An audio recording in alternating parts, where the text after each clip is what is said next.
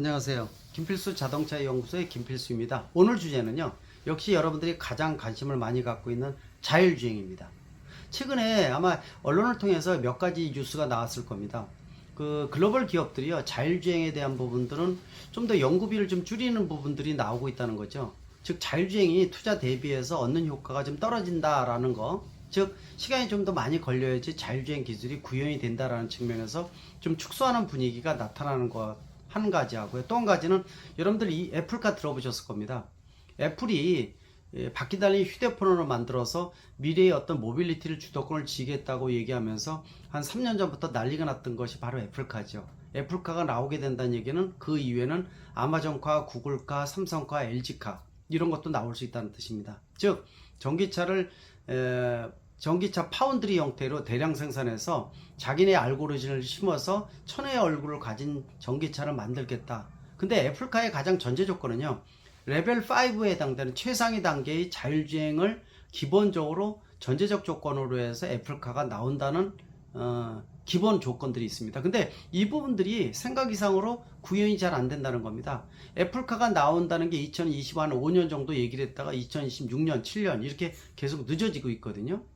그래서 최근에 애플카에서도 좀 더 또 1, 2년 더 늦어진 거 아닌가라는 부분들이 얘기가 좀 나오고 있습니다. 이 이유는 바로 말씀드린 자율주행의 레벨 5는 아직 멀었다. 구현되기 쉽지 않다라는 이유 때문에 그렇습니다. 자, 이런 걸 보면은 자율주행이 얼마큼 어렵고 간단한 얘기가 아니라는 것을 여러분들 알 수 있을 겁니다. 자율주행하게 되면은 우리가 말하는 레벨 0부터 레벨 5까지 6단계가 있습니다. 레벨 0는 인간, 사람이 100% 운전하는 거고요. 또 우리가 이 ACC, 어댑티브 크루즈 컨트롤이라고 고속도로에서 앞뒤차의 간격 자동으로 조정해 준다든지 또는 이 차선 이탈 경보장치 있는 차들 요새 많죠. 이런 것들이 각각 하나씩 들어가 있는 거, 이런 것들을 레벨 1이라고 보시면 될 것 같아요. 그리고 앞뒤차의 간격, 옆에 어떤 차로의 지정 이런 것들이 함께 연동해서 움직이는 에이다스 시스템 같은 게 들어가는 게 레벨 2입니다. 지금 고급차에 들어가 있는 게 레벨 2 개념이라고 보시면 좋을 것 같아요. 테슬라 차량, 오토파일럿, 풀셀프 드라이빙 이런 용어를 쓰면서 요새 뭐 7, 800만 원까지 소프트웨어 옵션으로 들어가 있는 모델들이 있죠. 이런 것들이 레벨 3 단계다 이렇게 얘기를 하고 있거든요. 보통 근데 이제 이 차마다 기술 개발이 좀 틀리지만은요, 자율주행에 관련된 기술은 보통 카메라, 라이다 센서, 레이더 센서, 초음파 센서 이 네 가지를 보통 사용을 하고 있는데 이 테슬라 차량은 8개의 카메라만 사용하죠. 가장 좋다는 라이다 센서는 가격이 많이 떨어졌습니다. 근데 사용을 아직 안 하고 있죠. 따라서 어느 것이 우수한지는 좀 더 시간이 지나봐야 안다 이렇게 판단할 수가 있습니다. 여러가지 센서를 조합을 해서 알고리즘의 차별화 이런 것들이 굉장히 중요한 요소로 판단되고 있고요. 또 보통 주변에 200m 정도를 파악을 하고 있고 그 넘어가는 것은 5G 같은 걸 통해서 고해상도 GPS를 통해서 여러가지 자기 위치와 방향 설정 이런 것들이 결정될 정도로 자율주행은 모든 과학기술의 총합이라고 볼 수가 있습니다.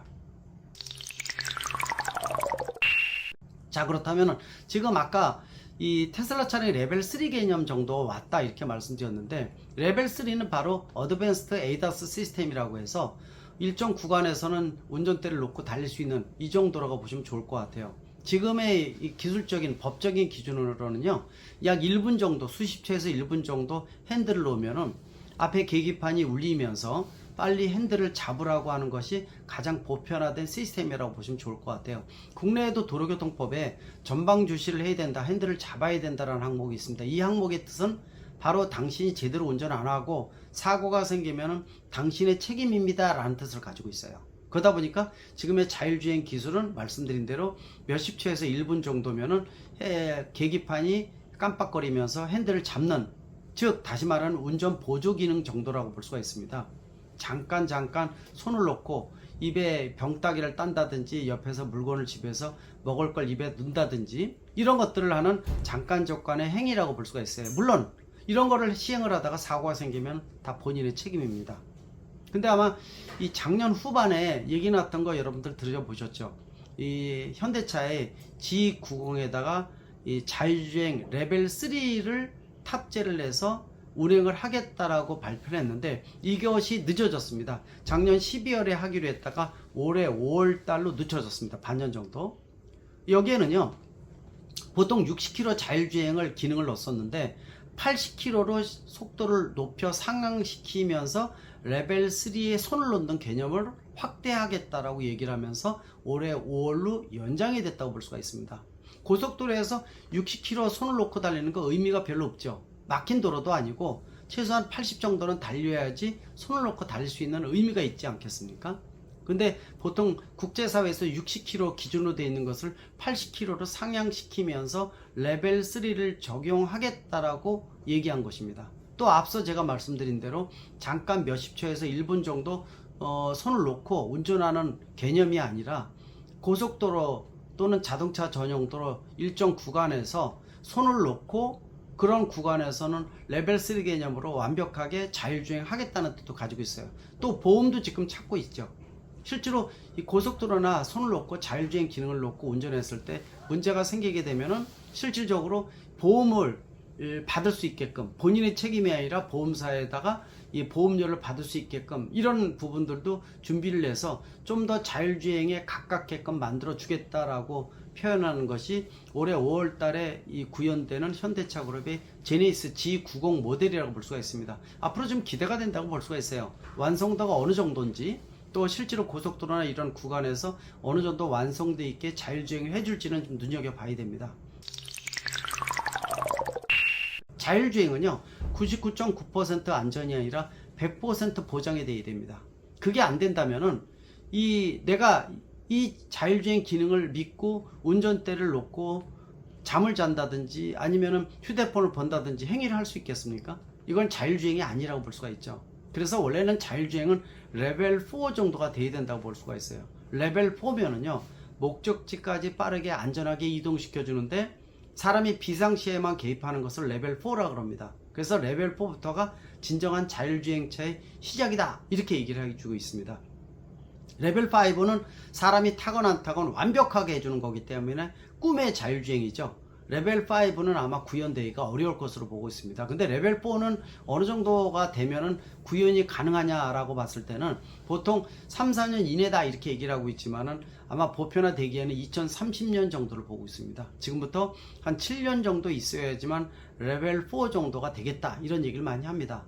왜 그러냐면은 자율주행이 일반인들이 얘기하는 낮에 맑은 날 교통량도 적은 데에서 이 차선도 뚜렷하게 그려져 있고 이런 데서 자율주행한다는 것은 의미가 별로 없죠. 자율주행이라는 것은요 사람이 악조건에서 운전하는 것까지 차가 자동으로 운전해주는 조건을 자율주행이라고 보셔야 됩니다. 따라서 먼지가 많은 오프로드라든지 폭우나 폭설 뭐 이런 지역 또 새벽에 심야 시간대라든지 굉장히 환경 조건이 이 열악한 가운데에서도 자율주행을 해줘야 되는데 지금의 자율주행 기술은 그게 불가능하죠. 또 말씀드린 레벨 3 개념이라 하더라도요 맑은 날 차선이 뚜렷한 고속도로 같은 데서 했을 때 레벨 3 얘기를 해주는 거지 말씀드린 대로 폭우나 폭설이나 이런 조건에서는 자율주행한다는 것은 쉬운 게 아니라고 볼 수가 있습니다. 그러나 대한민국이 예전만 하더라도 미국 기준으로 해서 선진국 대비 한 4년 정도 격차가 있었어요. 기술이 많이 떨어졌다는 얘기죠. 그러나 최근에 현대차 그룹도 합작회사인 모셔널이라든지 이런 여러 가지를 통해서 업그레이드를 계속 노력을 하는 결과 최근에는요 선진국 대비 1년에서 2년 격차뿐이 되질 않습니다. 라이다 센서도 국산화됐고요. 또 알고리즘도 상당히 스타트업 또 이 현대차 같은 대기업 중심에서 굉장히 많이 중요한 알고리즘들이 많이 개발되면서 선진국 대비 격차가 많이 좁아졌다는 것도 굉장히 중요한 결과가 아닌가 이렇게 보고 있습니다. 자율주행에 대한 기대 운전자들이 많이 가지고 있습니다. 혹시 내 차에 자율주행 기능이 있다라고 해서 스위치 눌러놨을 때 사고 생기면 아직도 본인의 책임이라는 것을 꼭 깨달으시면 좋을 것 같아요. 자율주행에 관련된 것은 보수적으로 보는 측면이 중요합니다. 자신의 운전법을 아직도 믿으라는 얘기죠. 아직도 차에다가 내 목숨을 맡기기에는 너무 아직 안심이 안 되는 기술적인 완성도가 아직은 떨어집니다.